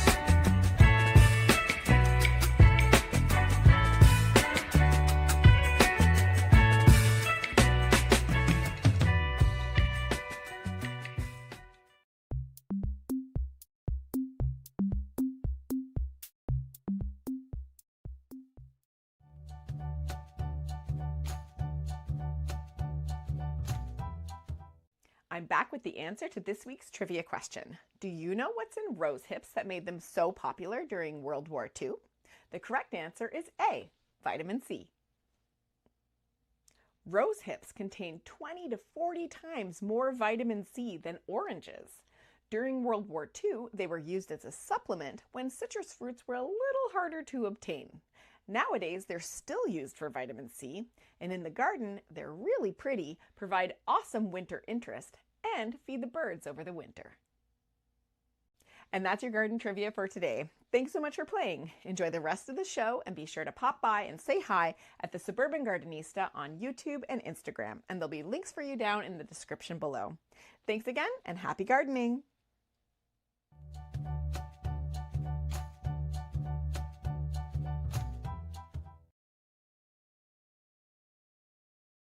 So, all right. Did you get the answer correct for Brandy's trivia question? That's right. That's right. It is vitamin C. I don't know why, but my mind went to caffeine. I was just trying to, I didn't Google it. I didn't think about it. My mind went to caffeine. I was thinking World War II, you want soldiers up and all that sort of stuff we hear. I don't know. My mind went to caffeine, but did you get it correct? Right on, Brandy. Thank you so much for such a great trivia question. Go and check out Brandy over at the Suburban Gardenista to go find out more about what she's got growing on over there. And definitely tune in next week for Brandy's next garden trivia here on the Saturday show, here, the Let's Get Growing show. All right, all right. So, well, anyways, the plan was to get a good walk around and do all that sort of stuff, but we did kind of know that there might be some Wi-Fi issues and that sort of stuff, so that was what we were kind of like, we knew it was going to kind of cut short a little bit if we were going to be dealing with a lot more issues. And again, that's just kind of the trouble with trying to cover or do a show of that sort of, that type. But still, it was great to catch up with him there. We still got to see quite a bit and learn a lot about the Northwest Flower and Garden Show and a lot of the different things that they have there. You'll definitely, if you ever get the chance, want to get out there and see it. Hopefully, I'll be able to make it this next year. So if you want to come and meet up or something like that, we can meet up right at the Flower and Garden Show this next year for the 2027 show. So maybe put that on your calendar and we'll plan for that this next year. So right on, everybody. Thank you so much again, too. Let's see here. Dusty Flat says vitamin C is right up there with peppers on those. Yeah, definitely. And let's see here. But I want to kind of hang out. Maybe we'll hang out here with you guys just for a few more minutes here as we got going. Maybe we'll get Jay in on the show here for a minute or something and chat a little bit with us as well, too, here. Let's see. Okay. All right. In fact, let's go ahead and do that. Let me see if I can get this here and bring in our good friend Jay Dixon onto the show. We'll fill in some time here as we'll finish up the show there. Like I said, everything's kind of wound down kind of quickly, a little faster than what we were hoping with Mark because of the Wi-Fi and all of that sort of stuff. But that's kind of how it goes when you're trying to do a live show at a live show, right?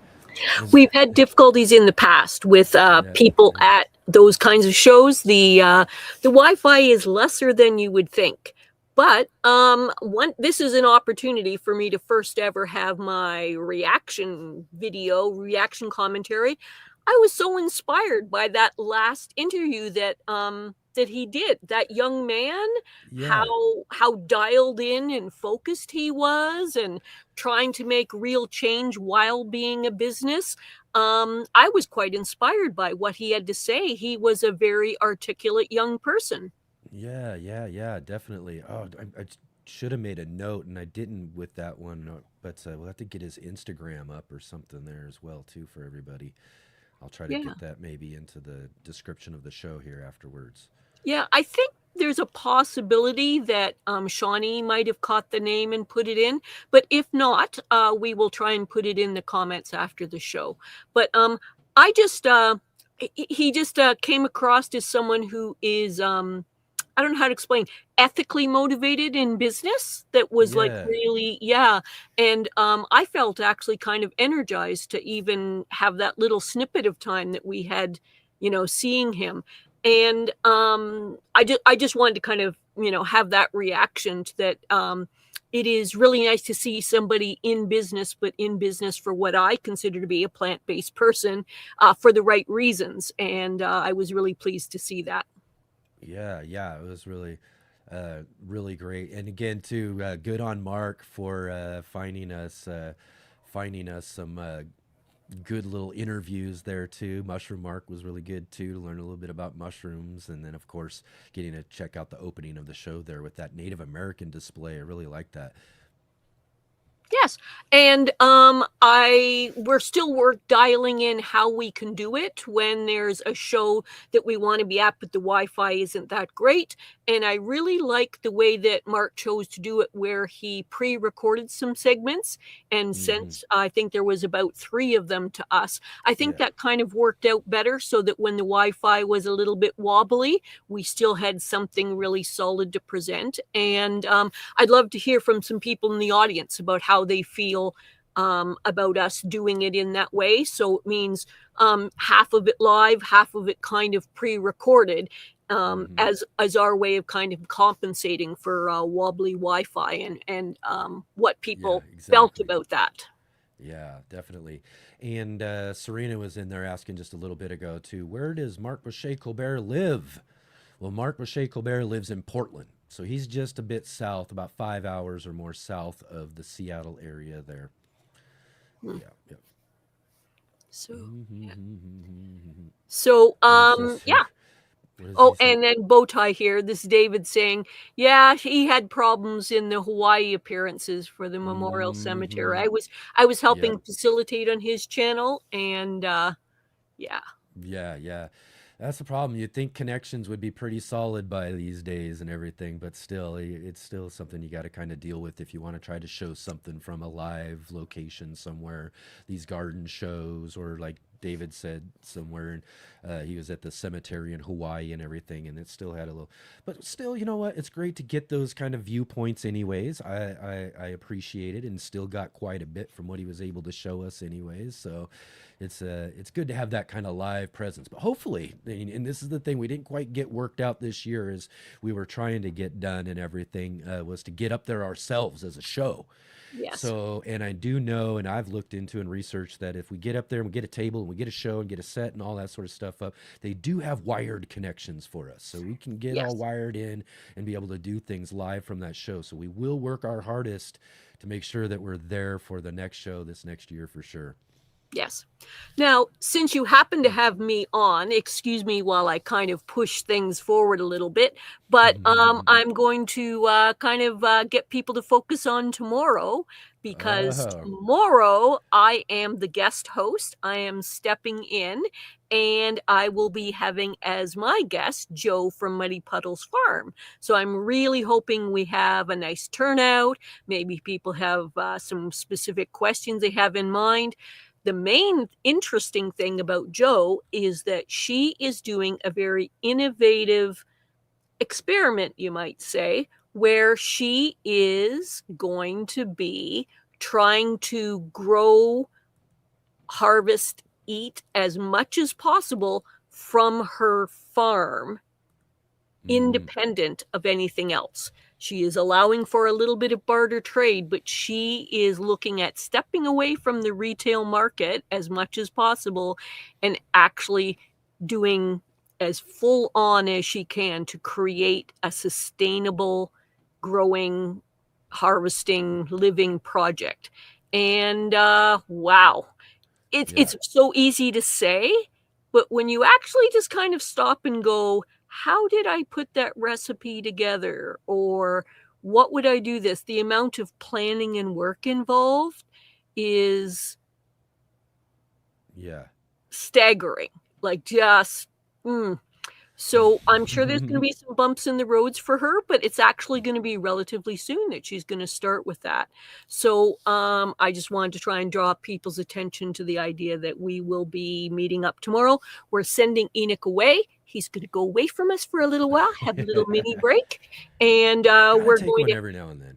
We're going to hang out and have casual discussion. And she sent me some pictures, so we're going to be doing a little bit of a slideshow, casual, chatty thing.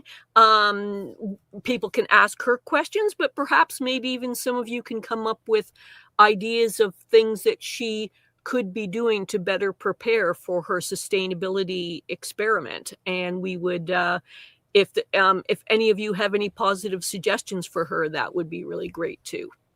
Yeah, absolutely. Definitely want to join in on that show tomorrow.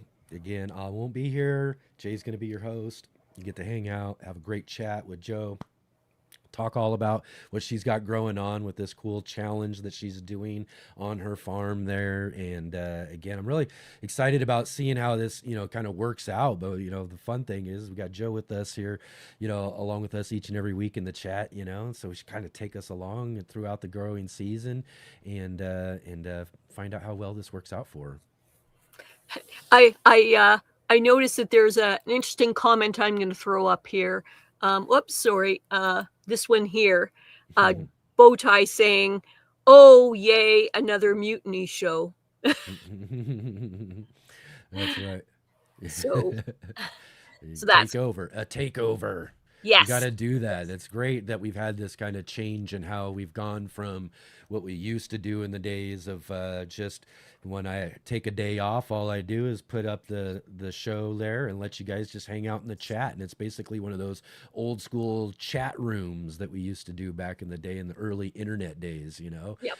But now we don't have to do that anymore. We got Jay here. Jay, come hang out with you guys. At least have someone here to chat along with you all and to keep the conversation going. And she's gone even further to start inviting her own guests and all that stuff too. So there we go, man. Just going to be just like almost a regular old Let's Get Growing show here. Yes, and I don't know if you noticed that my style of doing the show, as I'm still sort of working out and feeling my way around, is a lot more like a slideshow presentation of like, here's what people have to show, than Enoch does. Enoch's just the chat, chat, chat, chat. And I'm trying to have slight mercy upon you all in that I am not just solidly chatting, because I can absolutely fill up the 2 hours with that, but rather to kind of use the pictures as, a poignant reminder of what this person is actually doing as my guest. And I've had several in the past, and now I have Joe, that they spend this time and energy to have the visual presentation for us. And then that can spur questions from me, questions from you, etc. So just reminding some of you that that is happening tomorrow, same time, same place. But you guys have 24 hours almost now to get your questions together, view her website. I have her channel. I gave a link earlier. And also it will be in the video description. If any of you go to tomorrow's show, you can actually see in the video description a link to her channel as well, and watch a couple of the videos that she's created, and maybe you have some questions for her. Like, here's one for you, a quiz. Who is Kevin? And what relevance does he have to anything we would want to know about? There you go. You don't know who Kevin is? I'm not going to spoil it. But Kevin will be a guest on the show tomorrow. Well, a picture of Kevin. Kevin will have a presence. He'll have a presence. There you go. If you know, you know, like Robin is saying there. I know. She's got a thing in there going, okay, don't spoil it, Robin. Exactly. So right on, let's take a look real quick. I'm going to put this up real quick here. So yeah, everybody, tomorrow, Sunday edition of the Let's Get Growing show. Tomorrow, again, I won't be here. It's going to be a takeover. Yes, you see that? Let's Get Growing with Jay Dixon. Yeah, that's what we're going to do tomorrow for the Sunday edition. And she will have Muddy Puddle Farm. Joe from Muddy Puddle Farms will be joining with her for a great discussion and slideshow and a little appearance from Kevin, as we're hearing. But also, we got to remind you too, we are here now 3 days a week. We're going to be back here Monday night for the Green Room on Monday with our good friend Natalie from the Fresh Princess. She's our co-host on the Green Room, and this Green Room on Monday night. We've got another person on the show who's really familiar to our chat. Yeah, that's right. Our good friend David from Bowtie Life will be joining with us on Monday evening, as well as my good friend from down in Los Angeles, Mr. Nick Fedorov from Things Green. Nick is the local gardening personality for the Los Angeles area there. He's got a great show, Things Green, on the local PBS station. He's seen on their different news outlets, as well as his syndicated radio show that he does as well, too. So we're going to have fun digging in with him on Monday night about all of all that. What's it like to be, you know, on the radio, television, all that sort of stuff, as well as some real fun with our good friend David from Bowtie Life as well too. So definitely keep following along with us here throughout the weekend here on the show as well too. Great. Fantastic. One thing that I have in mind is Dave going to be in plain clothes like I am today, or is he going to be a little more how would you put it, creatively dressed, possibly? Who knows? We'll see. Yeah. Who knows? Yes. And I do want to just say so much, you know, we were talking about the specific shows coming up, the fact that we're now a 3-day weekend, Saturday, Sunday, and Monday. And we appreciate so much everybody coming back, the support that you give us. But what we're trying to do lately is to give back to you. And I don't know if any of you have noticed that we're trying to up our game regarding this show. We've got so many contributors now, bringing all their talents and skills to us, bringing it to all of you. Excellent quality information about all the things, not just gardening, but gardening related. And we have so many contributors to the show that we're trying to push Enoch aside a little bit. We're trying to fit other people's talents and skills into the show for all of you. And I just wanted to take a moment to kind of, draw people's attention to that we are really trying to do what we can to make this as full and interesting a show as we can.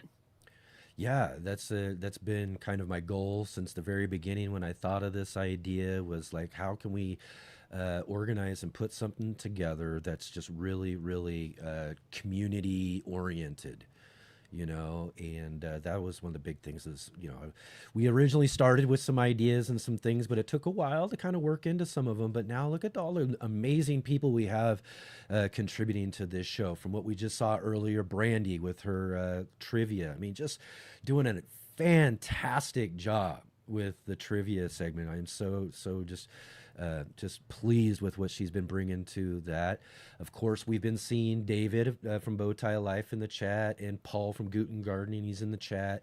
You know, we've seen these guys along with Mr. MBC, who we saw today as well in the garden segment for our Sunday show, you know. So just really great to have been having them and to continue to see and what they have to offer. But now we've got the new Monday show, right? We got the new Monday show where we got a whole new co-host.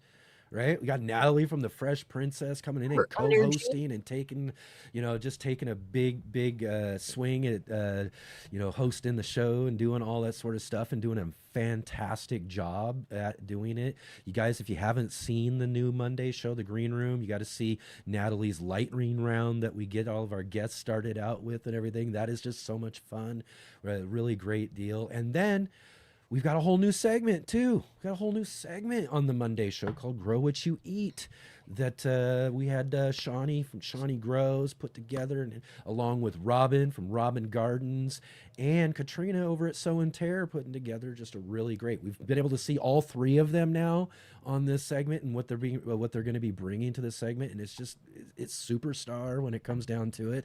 So again, we are really, I think, at a point, you know, and I thank all of you contributors more so than anything else for really just making this show just 10 times better than what I thought it would be when I first originally thought of this idea. Yes. And the talent and skill and experiences people are offering to all of us is just a gift. That's I can't think of a clearer way to put it. And I'm so glad that it's coming together for all of us. And we are still trying to show upon show, trying to keep improving our own specific skills and the show in general skills. So, and none of it would happen without you, the audience. And we so appreciate that. I'm going to say one more quick Rob thing. Here, real quick. I'm sorry. Like Rob here, I just want to acknowledge this is the big point right here is that, this is one of the main things that I thought about and wanted as a goal in doing a live show was to be community promotional. I don't think there's enough of this out there. And that was one of the big things about this is that I myself fell in love with gardening and grew my gardening passion by learning from folks like those of you who do create and make channels and do things like that. I learned from this amazing community, and that's what this show is all about, was to show people and highlight the garden stories of this amazing community. Not just the creators, though, but also all of you in the audience who come along and watch with us as well, too. Sorry, Jay, go ahead. So that's not an interruption, because I was about to do the same thing, is highlight the exact same comment. And one of the comments I wanted to make briefly out of that, and you guys will learn more if you come to the show tomorrow, is that Joe from Muddy Puddles Farm started out one of the, I'll call her one of the shy members of our audience, certainly not terribly comfortable in front of the camera, absolutely uncomfortable with lives. And what we did gradually, in our own way of trying to create a comfortable circumstance for our community members, is she joined us after one of the lives one time just to hang out with us backstage.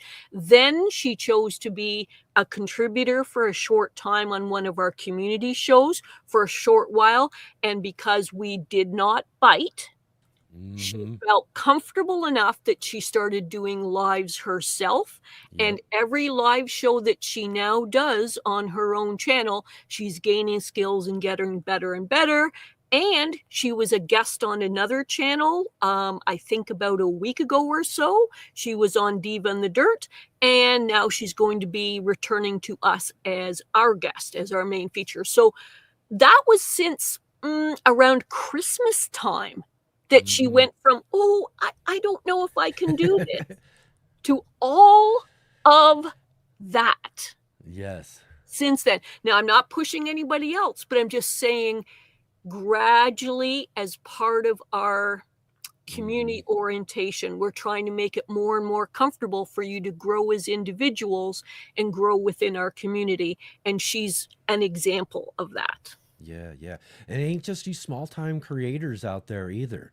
You know, I'll share a story with you about one of our first time live streamers coming onto the show. Never did a live show at all, but she's really popular out there and folks really love her channel, and that's Growfully with Jenna. Right. That was the very first time she'd ever done a live stream, was coming onto our show. And guess what? She came back for another show, and hopefully we'll have her back again here real soon as well too. But she came back for another show, and then we put her on the spot because I dropped out. We had the whole talk about a technical glitch, dropped out in the middle of it, and she was hanging, having to kind of host the show for a little bit of time. So here she went from first time streamer to host of the Let's Get Growing show for a few minutes and everything too. But I will share one of the things that she said to me afterwards, which was really great, was that, you know, it was that, and really gave me a lot of confidence early on as well too in this show, was that, you know, that was her first time doing a live stream show, and she just felt so comfortable, felt so like within community with all of you guys out there as well too, helped make her feel so comfortable and everything, that she came back for that second show. And when she came back that second time, she said she was offered to go on a very big channel to go do some things and stuff, but she said she was like, I don't know if I'm like, she was like, I don't know if I'm really that comfortable in doing things like that, but this is a space where I know I can be comfortable and I know I can do things and be myself and all that sort of stuff too. So she turned down another show to be here with us here on the Let's Get Growing show as well too. So I mean, it's just, I mean, that really super hit my confidence and made me feel so good and everything too.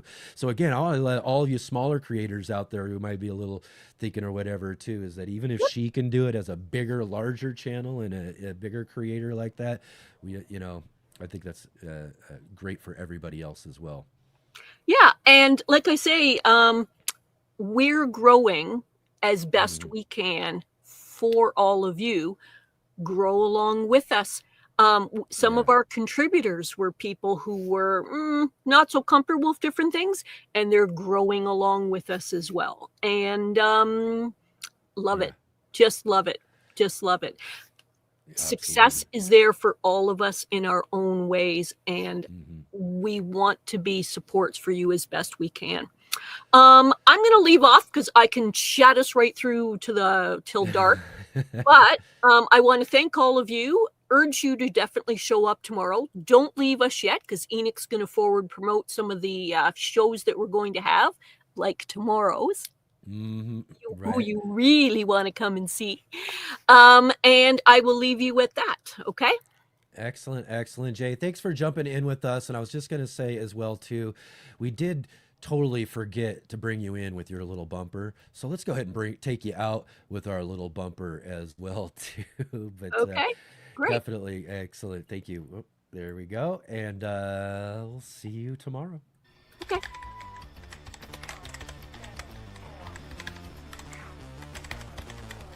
The J-Bot. All right. Excellent, excellent. Thanks, Jay, for jumping in there with us to fill in a little bit of time with us as we finish up this show here today.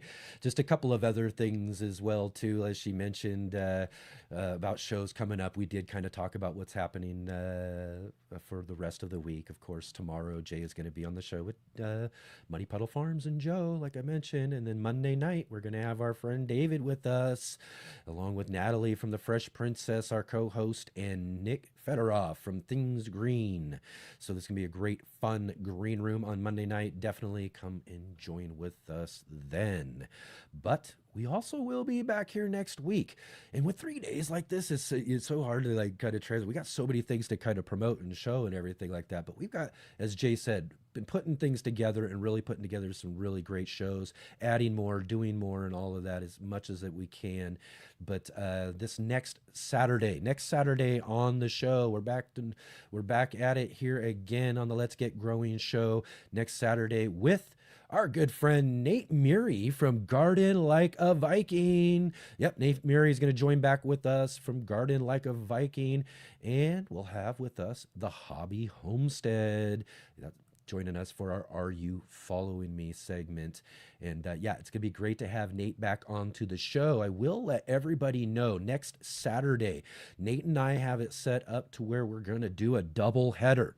Now, if anybody knows that Nate from Garden Like a Viking does his live stream leading up to our show here.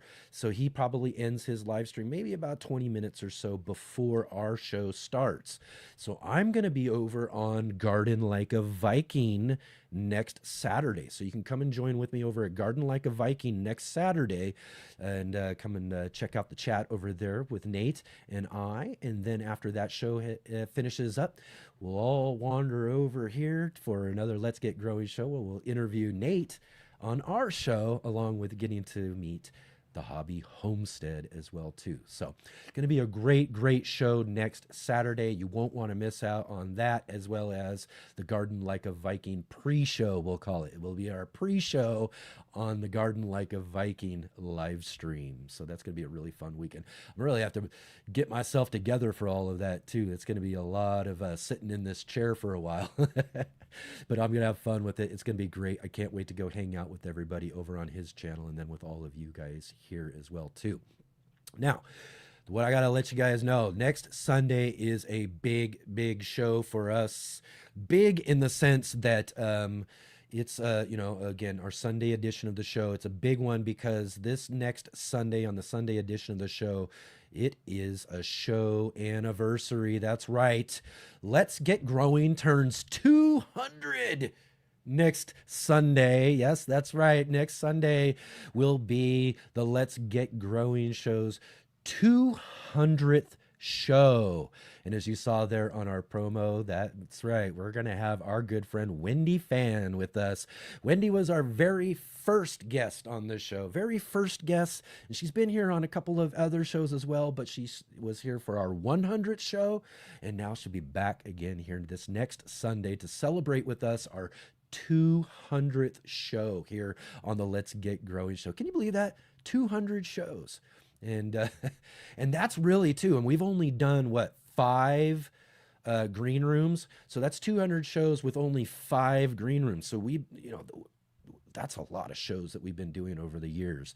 So again, I'm sure we're going to be fastly with those green room shows now, fastly heading towards 300 when it comes down to it. But yeah, really thrilled to come and hang out with all of you guys for our 200th show. Can you believe that? That's going to be really fun.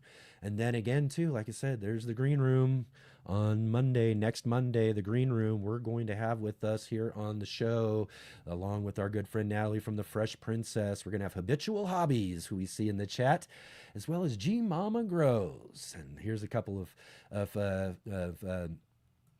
creators who are going to be on our show for the green room next Monday, who have you see in our chat along with in Natalie's chat as well too. These two really are part of both of our communities, and it's gonna be really great to get to hang out with those two for next Monday's show. Not this Monday, but next Monday. That's what I'm saying. It's like hard. It gets to be hard when you're promoting and forward promoting. We got still a couple of shows this weekend to go, but we also got next week as well too. So lots of great things coming up here on the Let's Get Growing show.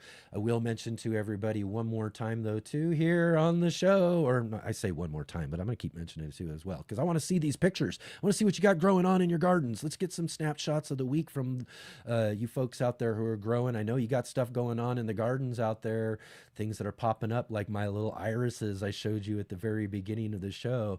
So definitely get some pictures of your garden, whatever you got growing, some garden decor, some seedlings, some garden pets. I don't care what it is. Let's get in. Let's see what you got growing on in your garden, and send them to us at theurbangardener@mail.com. So I want to see those pictures. But here's a big thing too. I've been getting a couple already, and I'm going to have to get back to some of them. But when you're sending in those pictures to theurbangardener@mail.com, definitely let me know where you're growing from, and give me a little description of the pictures too as well too. I've got some where I had no descriptions or where they're growing from and things like that and stuff as well too. But I'll get back with them, and we'll get some of those pictures coming up as well. But send me some of your pictures for snapshots of the week at theurbangardener@mail.com. And then let's also mention too here one more time about our sponsor, Ivy Organics, doing their February free plant and scion giveaway, fruit and plant scion giveaway here for the month of February over at ivyorganics.com. This is you still got just a little bit more time here, so you can go and get some of that 3-in-1 plant guard, and as well get some of those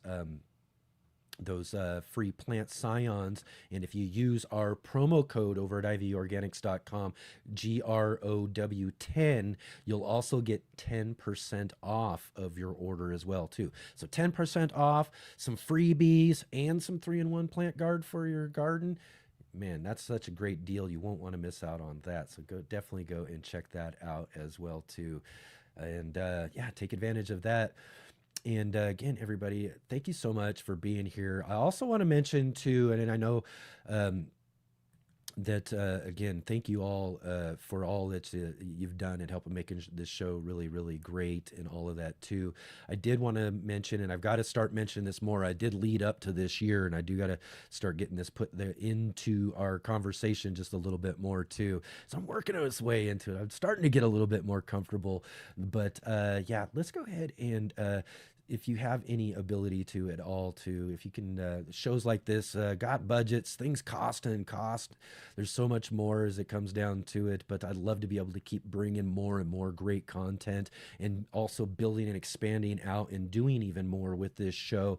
And if you do have any ability at all to contribute to the show and to help us out at all, we do have links down below in the description for some of our direct donations like Cash App, Venmo, or PayPal. You could also use that email as well, again too, if you want to, theurbangardener@mail.com, if you wanted to contact me for any other types of donating situations as well too. Just, you know, the one thing we're trying, and again, the super chats and the super chat features are really great, you know, as well, that YouTube offers. They've got the memberships, and I'm still trying to figure that out as well, but they do take a big chunk of it. You know what I mean? They do take a big chunk of it. So in a sense, it's kind of like, if there's a way to do anything directly, then definitely use those links down below as well for all of that. And I appreciate anybody who does have the opportunity to be able to donate and to help us out as far as all of that goes, because yeah, like I said, things are going to cost. The StreamYard is getting more and more expensive every year. All of the other stuff that has to be done and paid for and everything as well too when it comes to it.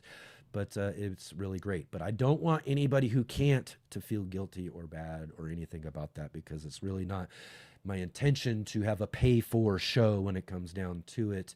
You know, I want everything and all of our conversations to be free and available for everybody. I want you all to be able to enjoy your experience here, but that's if you do have any ability to do so. But everybody, thank you so much for being here again. Come and join with us again tomorrow on the show, as Jay is going to be our host, and she's going to have Joe from Muddy Puddle Farm with us as well. So again, don't miss out on that conversation, and I'll see all of you on Monday night, but don't miss out on tomorrow. All right, we'll see you.